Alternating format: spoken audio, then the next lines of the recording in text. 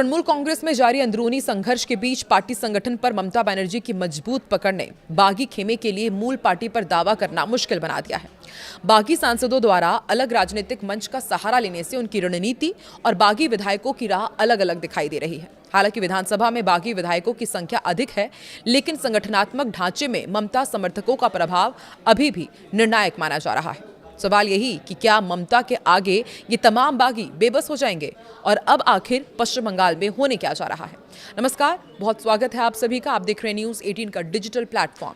Party संगठन पर तृणमूल कांग्रेस के अध्यक्ष ममता बनर्जी की मजबूत पकड़ ने फिलहाल खुद को मूल पार्टी साबित करने की बागियों की जंग को बहुत पीछे धकेल दिया है। खासतौर से बागी सांसदों का अनजान सी party national citizens party of India यानी कि NCPI में विलय ने बागी विधायकों के एकनाथ शिंदे और अजीत पवार की तर्ज पर मूल पार्टी पर कब्जे की उम्मीद को फिलहाल धूमिल कर दिया है।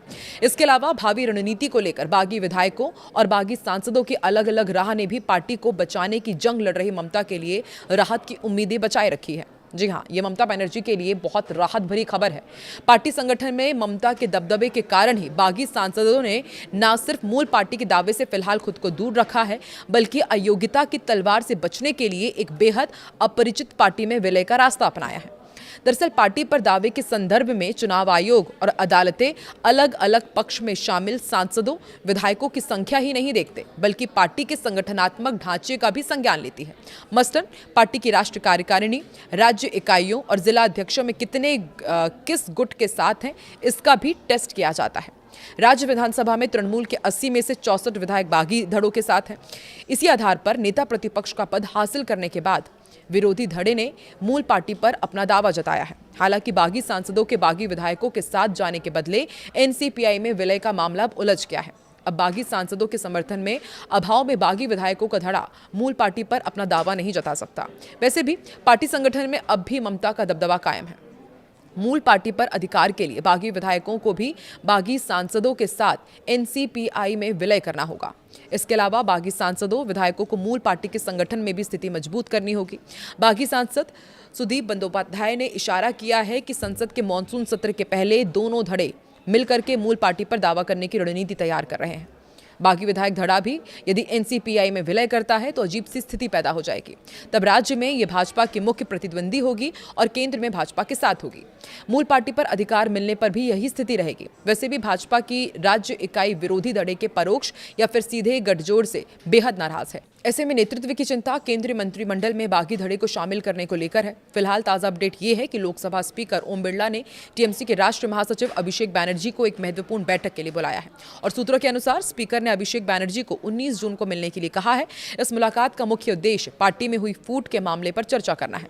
स्पीकर चाहते हैं कि अभिषेक बैनर्जी इस पूरे विवाद पर अपना पक्ष रखें और स्थिति स्पष्ट करें। अभिषेक बैनर्जी पश्चिम बंगाल की पूर्व मुख्यमंत्री ममता बनर्जी के भतीजे हैं और पार्टी के राष्ट्रीय महासचिव भी हैं।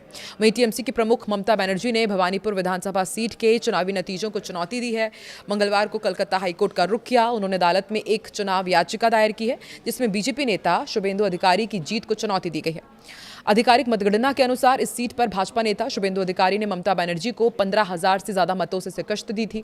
तृणमूल कांग्रेस के सूत्रों से मिली जानकारी के मुताबिक ममता बनर्जी चुनावी नतीजों को चुनौती देने वाली अपनी इस याचिका की पुष्टि करने के लिए खुद कलकत्ता हाईकोर्ट की रजिस्ट्री में पहुंची। भवानीपुर में मतदान वाले दिन बड़े पैमाने पर धांधली के उन्होंने आरोप लगाए थे। TMC समर्थक मतदाताओं को उनके इलाके में ही रोक दिया गया था। वहां पर केंद्र सरकार के अधीन अर्धसैनिक बल तैनात किए गए थे। कुछ स्थानों पर EVM को लेकर काफी शिकायतें भी आई थी। राज्य के चुनाव में भाजपा की बड़ी जीत के बाद शुभेंदु अधिकारी बाद में बंगाल के पहले भाजपा मुख्यमंत्री बने, जैसा कि पार्टी द्वारा दावा किया गया है। 4 मई को चुनाव परिणाम आने के अगले ही दिन ममता बनर्जी ने अपने कालीघाट स्थित आवास पर एक संवाददाता सम्मेलन किया था। उसमें तब उन्होंने दावा किया था कि TMC चुनाव हारी नहीं है। ममता बनर्जी ने गंभीर आरोप लगाए थे कि भाजपा जबरदस्ती वोटों की लूट करके जीत हासिल करने में सफल हुई है। अपनी हाई कोर्ट में दाखिल याचिका में भी उन्होंने मतगणना प्रक्रिया में कई विसंगतियों और गड़बड़ी का दावा किया है। अदालत में दायर अपनी याचिका में TMC प्रमुख ने शुभेंदु अधिकारी पर पीपल्स रिप्रेजेंटेशन एक्ट 1951 की धारा 123 के तहत भ्रष्ट आचरण करने का आरोप लगाया।